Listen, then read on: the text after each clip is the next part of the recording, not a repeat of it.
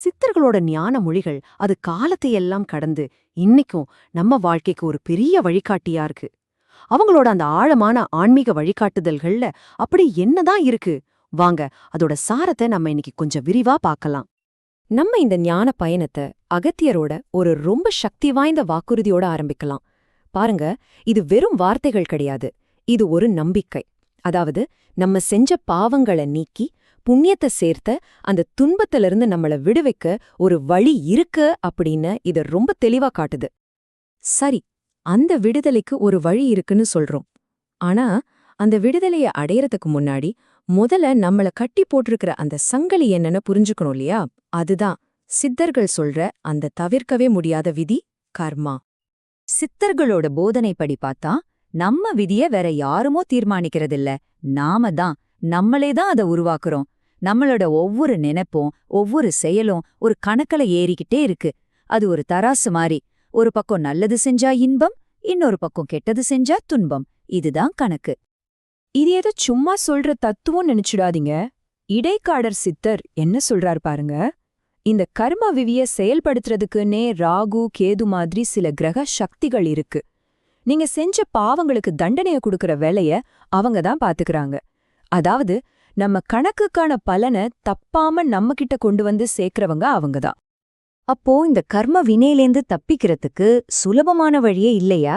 ஏதாவது பரிகாரம் செஞ்சு இதை சரி பண்ணிட முடியாதா? இப்படி ஒரு கேள்வி நமக்குள்ள வரும் இல்லையா? ஆனா இங்கதான் சித்தர்கள் நமக்கு ஒரு ரொம்ப ரொம்ப கடுமையான எச்சரிக்கை கொடுக்கறாங்க. நம்ம விதி நம்ம கர்மாவோட பின்னி பிணைஞ்சிருக்குன்னா அப்போ இந்த பரிகாரங்கள் எல்லாம் உண்மையிலே நமக்கு உதவுமா? இது நம்மள பல பேர் கஷ்டம் வரும்போது கேட்டுக்கிற ஒரு கேள்விதான். நிஜமாவே பரிகாரங்களுக்கு பலன் இருக்கா, இல்ல அது வெறும் நம்பிக்கைதானா? சித்தர்களோட பதில்ல எந்த சந்தேகத்துக்குமே இடமில்ல. ரொம்ப தெளிவா சொல்றாங்க. அதாவது தப்பா வழிநடத்துற போலியான பரிகாரங்கள் செஞ்சா அது பலன் தராதுங்கிறது மட்டும் இல்ல, அப்படி பரிகாரம் சொல்றவங்களுக்கே 2 மடங்கு தரித்திரம் வந்து சேரும்னு சொல்றாங்க. பாருங்க, சொல்லிவிட்டன்னு முடிக்கிறார். இது சும்மா ஒரு எச்சரிக்கை இல்ல, இது ஒரு ஆன்மீக விதி. சரி, அப்போ போலியான வழிகள் ஒரு பொறின்னு தெரிஞ்சிடுச்சு. அப்போ இந்த கர்மாவோட பிடியிலிருந்து வெளியே வரத்துக்கு சித்தர்கள் காட்டுற உண்மையான வழிதான் என்ன? வாங்க அந்த ரகசியத்தை தெரிஞ்சுக்கலாம். இங்க பாருங்க, இது ரொம்ப சக்தி வாய்ந்த ஒரு வழி, ராமேஸ்வரம் யாத்திரை. சித்தர்கள் வகுத்து கொடுத்த இந்த 5 படிநிலைகளும் சும்மா போயிட்டு வர்ற இடங்கள் கிடையாது. இது ஒவ்வொன்னும் நம்ம ஆன்மாவை சுத்திகரிக்கிற ஒவ்வொரு கட்டம். கோடியக்கரையில ஆரம்பிச்சு ராமேஸ்வரம் வரைக்கும். இது வெறும் பயணம் இல்ல, இது ஒரு உடல் ரீதியான மற்றும் ஆன்மீக ரீதியான ஒரு சுத்திகரிப்பு. பெரிய பெரிய யாத்திரை போனா மட்டும்தான் பலன் கிடைக்குமான்னு கேட்டா இல்ல. நம்மளோட அன்றாட பக்தியே ஒரு பெரிய சக்தி வாய்ந்த கருவிதான். சிவபுராணம் படிக்கிறதா இருக்கட்டும், இல்ல கோயிலுக்கு போய் ஒரு நெய்விளக்கு ஏத்துறதா இருக்கட்டும், உண்மையா மனப்பூர்வமான அர்ப்பணிப்போட செய்யற ஒவ்வொரு சின்ன செயலுக்கும் நம்ம கர்ம வினைகளை கரைக்கிற சக்தி இருக்கு. ஆனா ஒரு நிமிஷம், இந்த யாத்திரைகள், பூஜைகள், பக்தி காரியங்கள் எல்லாம் எப்ப பலன் கொடுக்கும்? இது எல்லாத்துக்கும் அடிப்படையா ஒன்னு இருக்கு. இதையெல்லாம் அர்த்தமுள்ளதா மாத்துற அந்த ஒரு கொள்கை என்ன தெரியுமா? அதுதான் தர்மம்.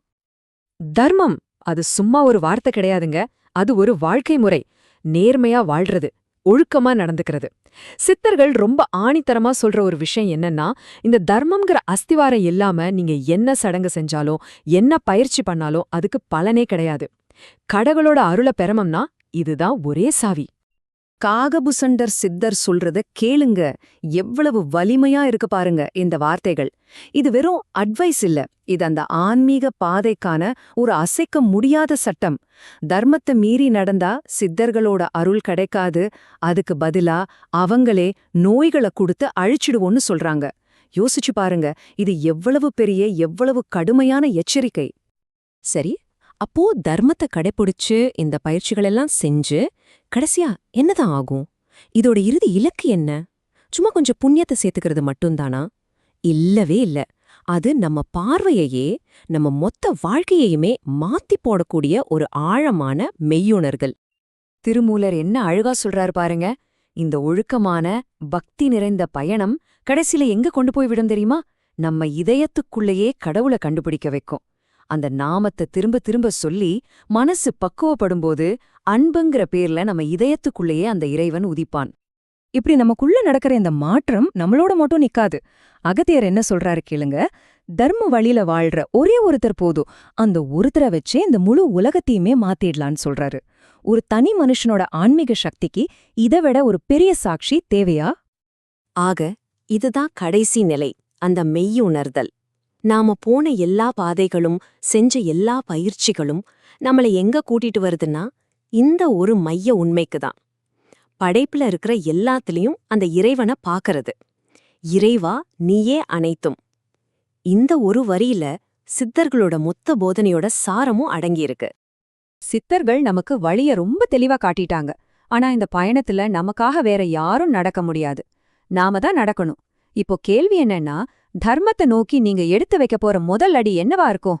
அந்த பதில் அது உங்ககிட்ட தான் இருக்கு.